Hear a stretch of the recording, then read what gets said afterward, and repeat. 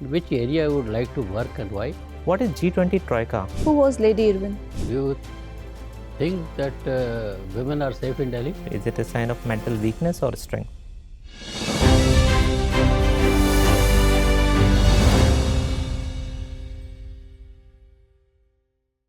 So may I come in? Yes, come in. Good afternoon, sir. Good afternoon. Ma'am. Please be seated. Thank you so much.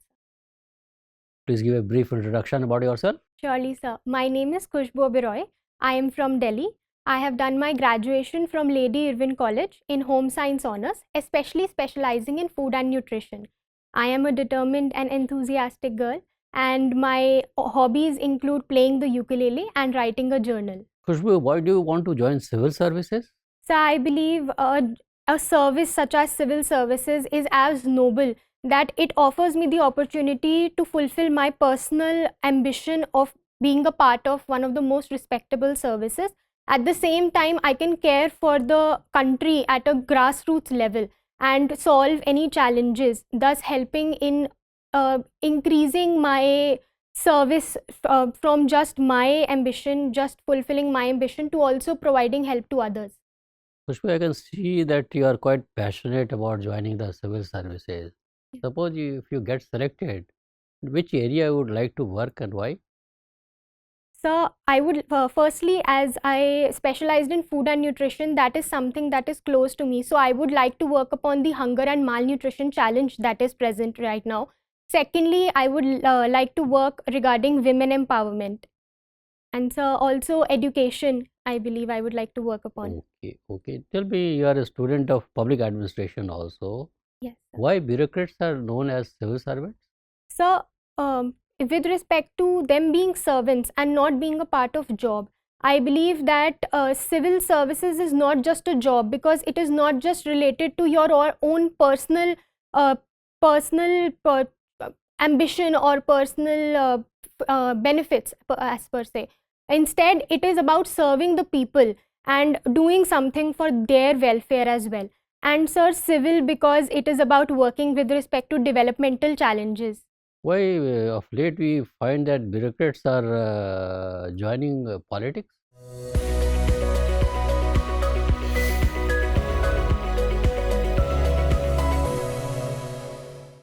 So I don't think we can generalize like that, but there are some instances. Probably it is their personal preference that after maybe serving the civil services, they found that they can also serve the country in a manner by joining politics. So they go for that. Do you think that they add value due to their vast experience as civil servants in politics? So I surely believe that a person can add value if he or she wants to, because they have worked in so many areas and they know what areas have more challenges and better opportunities to make changes. Do you think former bureaucrats or civil servants are better than traditional politicians So in what respect? in overall efficiency and delivery? So I would say both of them, if they do their job properly, both of them can be at par with respect to solving the challenges that would be going on. Why do politicians select bureaucrats with a very clean record and with a vast experience? So select I mean, a former bureaucrat, we must have seen that politicians are in the habit of selecting or deciding on a bureaucrat who is really honest and has a vast experience. Why this phenomena? for serving in politics, sir. Obviously, Okay. Yeah, yes, sir. I believe that a clean record ensures that the person has been honest and transparent throughout their service. So they are truly passionate and they truly want to make a change for the country. So, and also, I think in a personal capacity, it might add more prestige to their political party. That could be one of the reasons. why not so honest politician still selects an honest ex-bureaucrat in the politics? So I believe that they might feel that a person's expertise and honesty might add some sort of betterment to their political party. So it must be the reason. Do you think we treat our women badly both inside and outside our houses? So I would not like to generalize like that. Surely there are women related challenges that are present in the country at the moment, but I would not say that it is a generalization. So you are wanting to work towards women empowerment, Yes. but there is a male superiority complex in the society. Do you agree that it's a real problem or just a fanciful thought? So I would agree that it is a problem. However, with the coming generation, surely it is changing. Things for better thinking is coming both in females and males. But I would still believe that, as per reports, there is some sort of superiority complex that still exists. How do you propose to empower Indian women, particularly in rural areas? So I believe that especially in rural areas, women lack the kind of independence to ensure any sort of empowerment. So firstly, financial literacy is very important.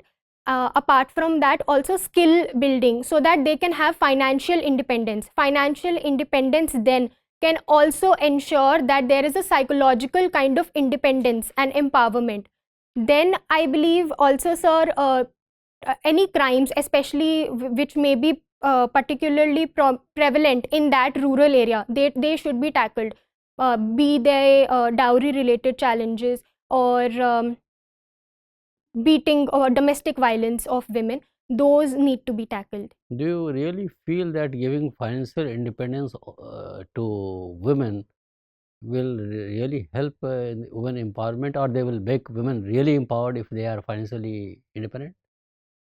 Sir, I do believe that it would be a very good step in empowerment of women, because when there is financial literacy, a woman who right now might feel the obligation, for example, of staying with her husband because she is not financially independent, maybe she is limited in that sense, but being financially independent provides a sort of psychological assurance to a woman that she is capable of doing something on her own. So she can also fight for herself if needed. You have studied Khushboo all along in Delhi only. Yes, sir. How are you going to adjust yourself to a rural setup? Sir, I believe the training that will be provided to me would help, firstly, and secondly, I believe, sir, that in my personal capacity, I'm sure that I would be able to adjust if needed. Have you seen any rural area and spent some time there to see the problems of rural people? So I have not visited per se, but when I was in my college, there were students of diverse backgrounds. So I believe I have also made friends who were of diverse backgrounds. In that sense, I was able to make friends with them and also adjust as per their conveniences. So I believe that I would also be able to adjust if needed in a rural setting. Okay, thank you, Sush. Thank you, sir. Khushboo, Yes, ma'am. so you have been from home science discipline, right?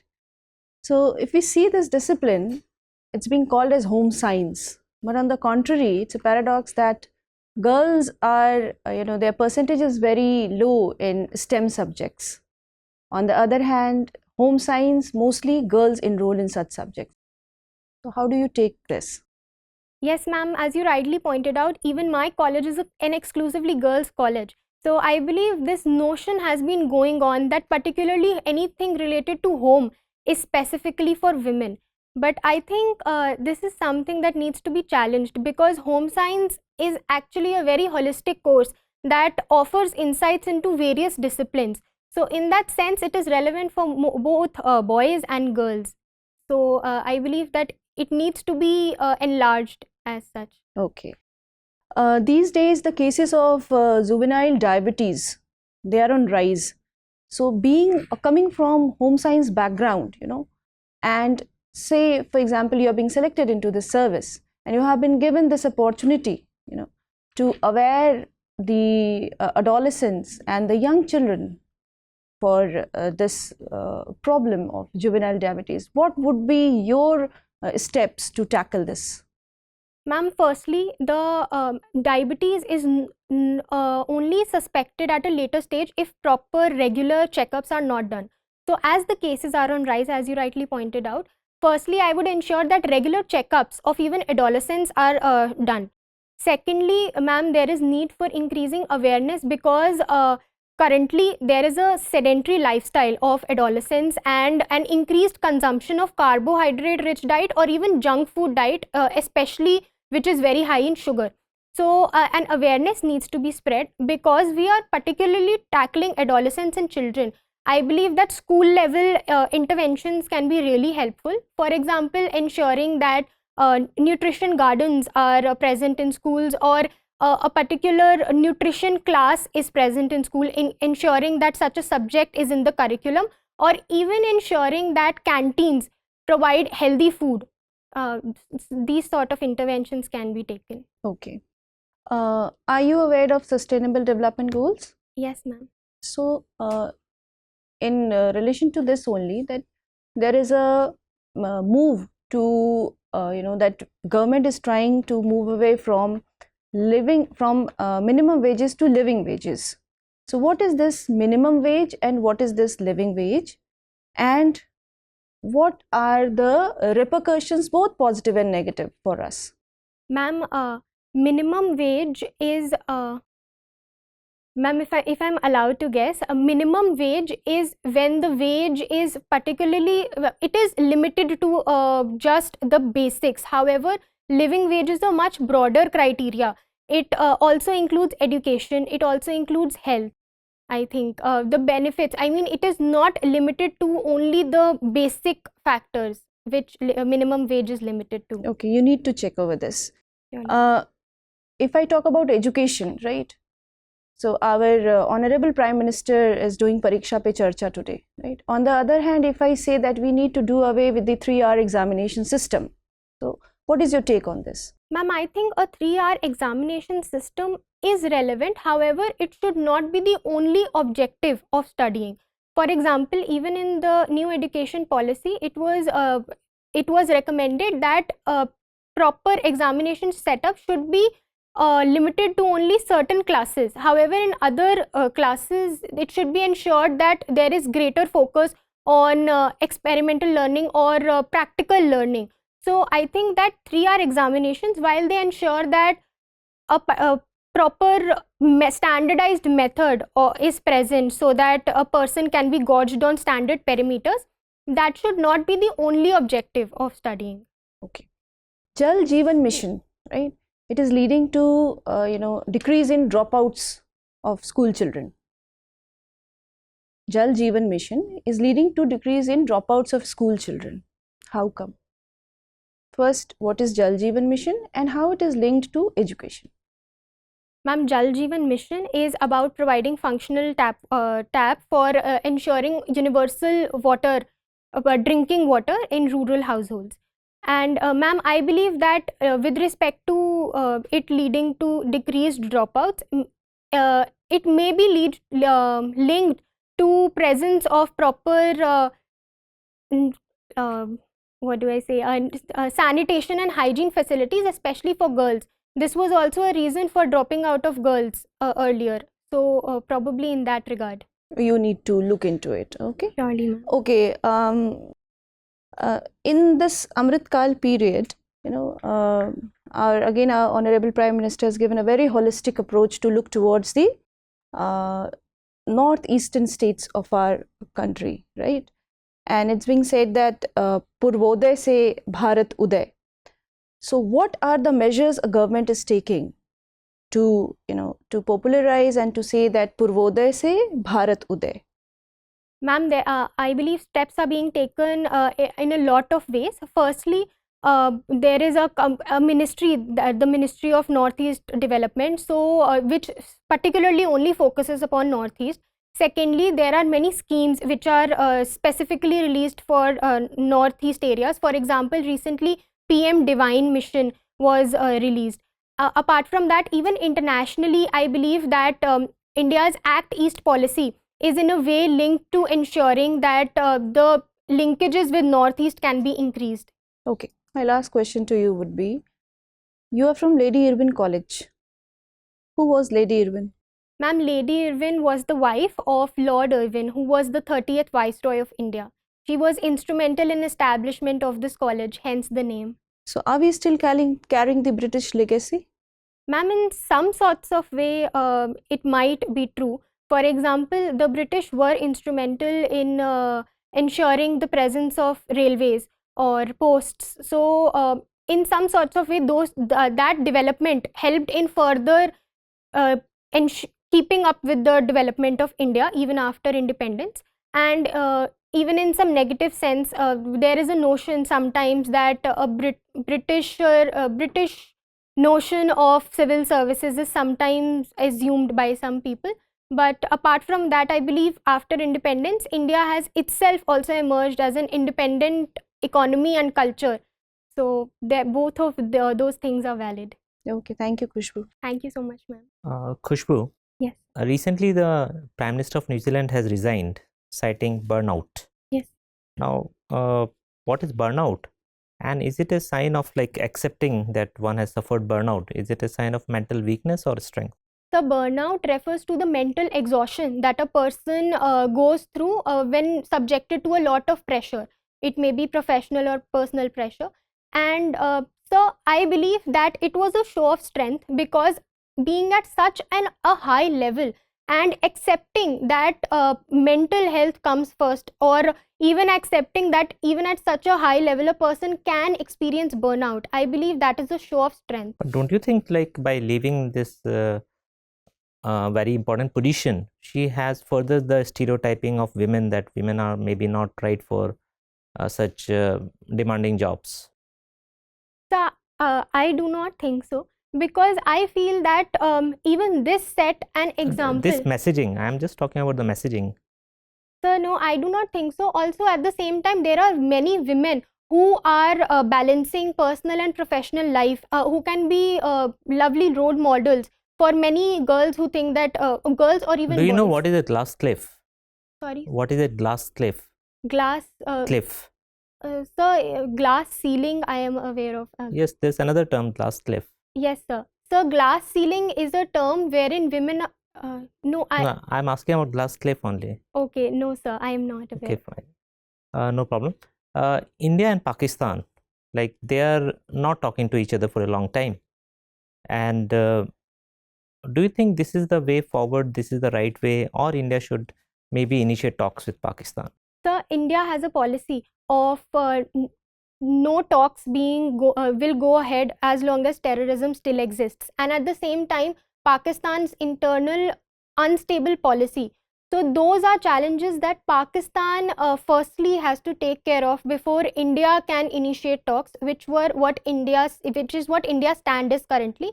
And so I think I support the stand, because India firmly stands against Do you think terrorism. not talking is helping the matters? If you have a problem with, say, any of your friend or known person, like, do you think by not talking it will go away, or like by talking it can be resolved? So I believe some sort of dialogue can be initiated, which is also being initiated, as recently India has tried to invite Pakistan to certain functions that would be happening in India later on. However, completely being friendly, I think, would not be the way forward. Okay, Khushboo, tell me, India is going to host this G20 summit this year, and India has invited only one of the neighboring countries to this summit. Right? It has invited many countries, but only one neighboring country. Which is that country?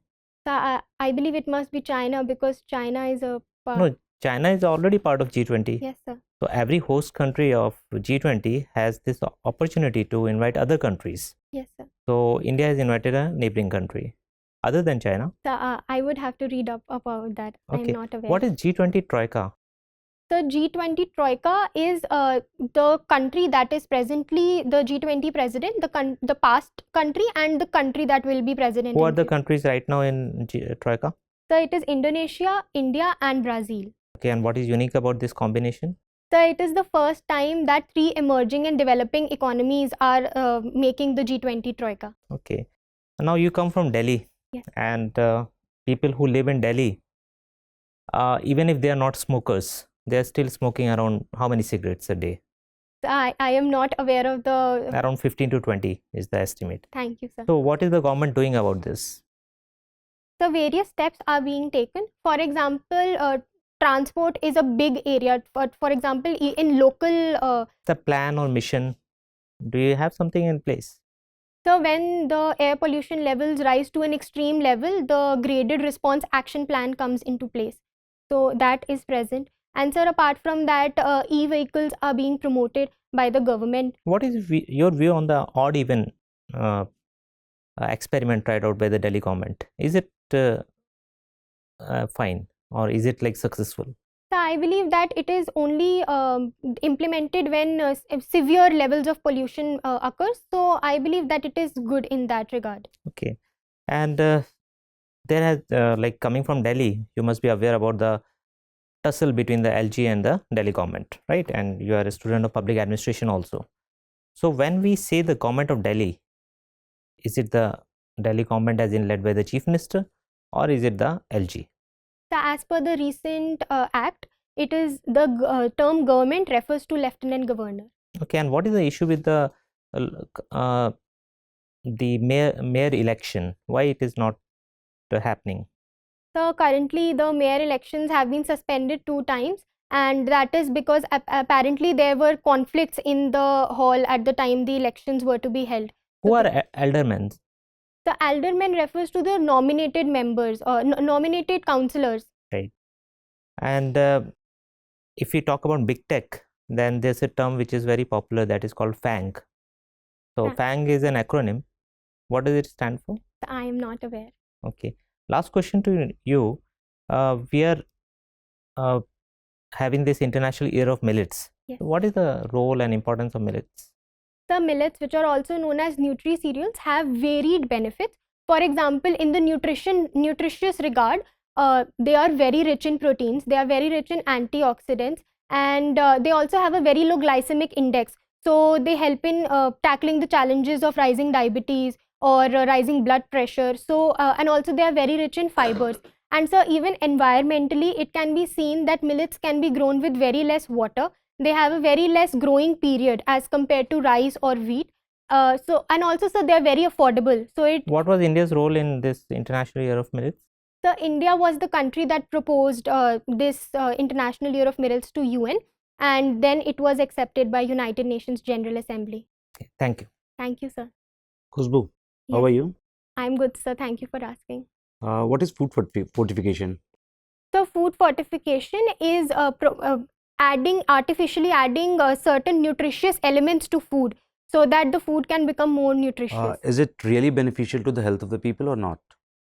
Sir, I believe that it is beneficial, as can be seen by the fortification of iodine in salt. It has really helped in eradication of iodine deficiency in the country. Is there any side effect of food fortification?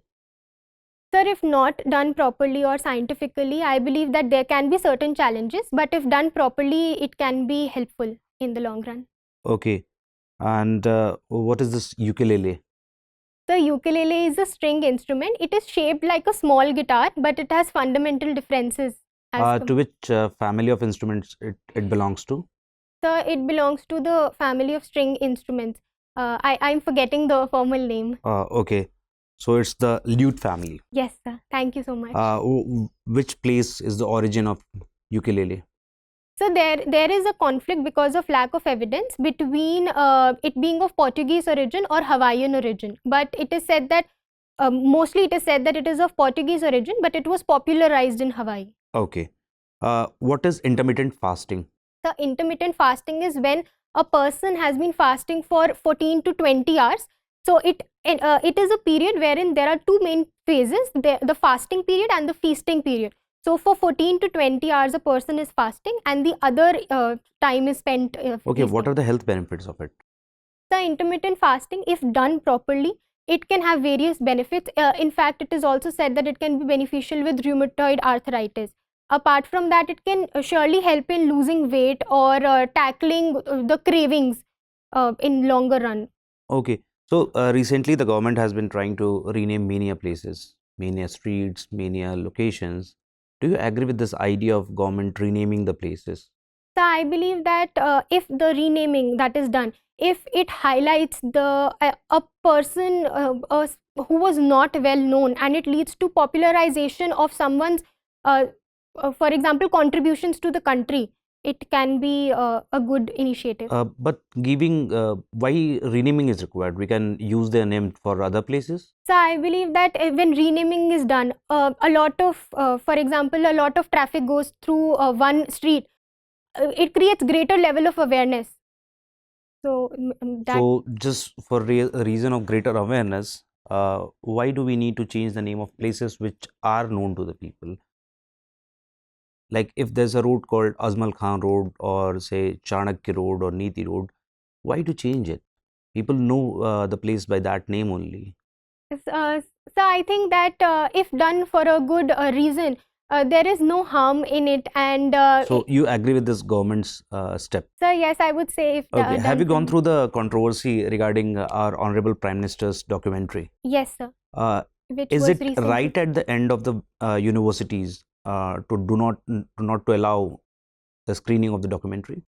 Yes, sir. I believe it is right, because the documentary has been banned by the government. So any screening of it is illegal. Okay, agreed on that point. But banning a book or any film or movie, how far it is right? So while there is certainly our fundamental right to ensure freedom of speech and expression, but it also has certain exceptions to it. So as this documentary was recently banned, it was said that it goes against India's sovereignty and integrity. So So who decided this out, that it goes against the India's sovereignty and integrity? so the government, The government. yes, sir. And the documentary relates to Yes, sir. the head of the government. Yes, sir. So, so didn't the people have the right to decide it out, that whether it should be banned or not?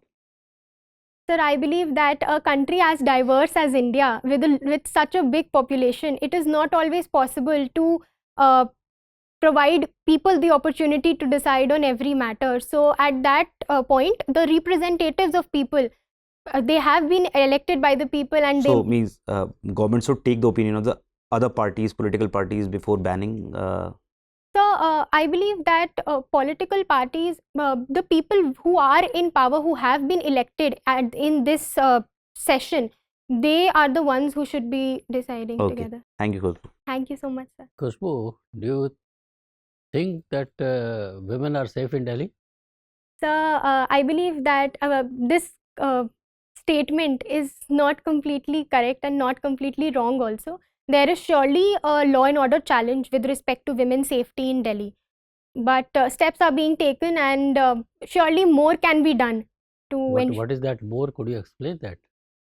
So I believe firstly law and order only, as was recently seen even in the drunk driving case. There was absence of checkposts and areas where police could have arrived at a much earlier timing. So a law and order challenge needs to be met. Personalized, the integration of PCR vans with police stations need to be done. And apart from that, sir, I believe a behavior change is surely needed. For that, proper campaigns can be held, like was done with the he for she campaign. Mental mindset needs to be changed, and sir, apart from that, I believe that greater education, for example, in the education curriculum, gender sensitive subjects can be added, so that even from a younger age, a person is more reflective, and there is greater sensitization towards women. The new trend emerging in the country, that of freebies. Yes, sir. Do you support this? So I believe freebies, if given for merit goods, would be a step in the right direction. But if being given for non-merit goods, or if being given even if the fiscal deficit is. Who will decide that? So I believe that the legislature of a country or a state should be deciding that. The legislature should be given a free hand to decide on freebies. So I believe some sort of standardization can be done, especially with regard to setting of a limit for a fiscal Who will limit. set that limit? Which institution will set that limit? So, So one final question before we let you go. You are from West Delhi. yes, sir. Why should you be in love with West Delhi?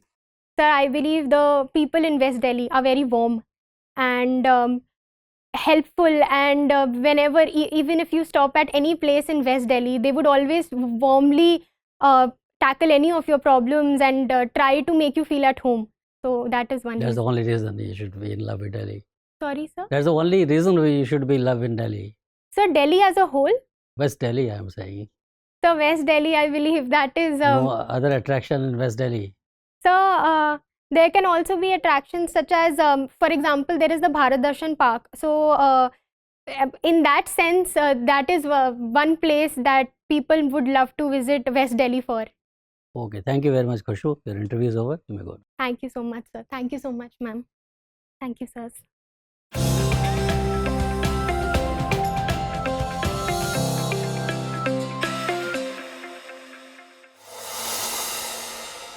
Sit down, Khushboo. Thank you, sir. This is going to be your first interview at the UPSC. Yes, sir. And which attempt is this?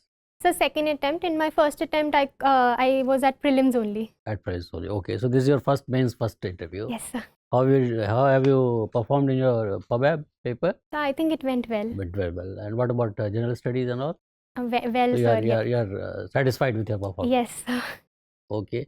And how about your today's impression? So I think I need to prepare more right now. I mean, there were a lot of areas asked by you guys, you all, that I wasn't able to answer. I lacked the proper information, so that is something I need to work upon. Have you ever faced any interview in your career? No, sir. No. So you're fresh. You see, your quality is your freshness. That is the biggest quality you have. Civil services, UPSC will love to induct a person who is really young and fresh, so that he or she can be molded in the areas of governance. Okay, so given a proper training and can do well for the country. So that is a good quality and positive for you. So this is your not a test of knowledge, the test of your personality. Yes, sir. So your personality is your demeanor. So what type of person you are, whether you are honest or not, your personal integrity is there in you or not, that is very important. Then whether you are having balanced opinion, a neutral opinion on various issues asked. So that is number 2. Number 3, your grasp over the issues, whether you have understood the issues, whether you are in a position to explain the issues or not. So that is another important. Whether you get into argument with the board members or not, argumentative nature, if that is there in you or not, that is also seen. Your own way of expression, your communication skill, whether you are good at communication skill or not, that is seen.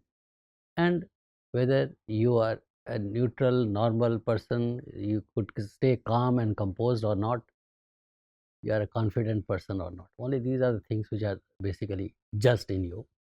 And how that is judged? Only through these questions. So first and foremost, be honest to the core, 100%. If you don't know an answer, say so. And if you are wanting to make a guess, then wait for the permission. All the time I kept on listening from you if I am allowed to make a guess, and then without waiting for you went on. Yes, sir. I So, am sorry. so Yes. there has to be a pause. Then let the concerned member say go ahead. Then you should do. So that it doesn't become a hackneyed statement from your side, just way of speaking. If I am allowed, if you are saying if I am allowed, you mean it also. So that is very important. So if you wanting to make a guess, and please make a guess when you have a partial information. If you have no information, please don't make any guess. No conjectures, please.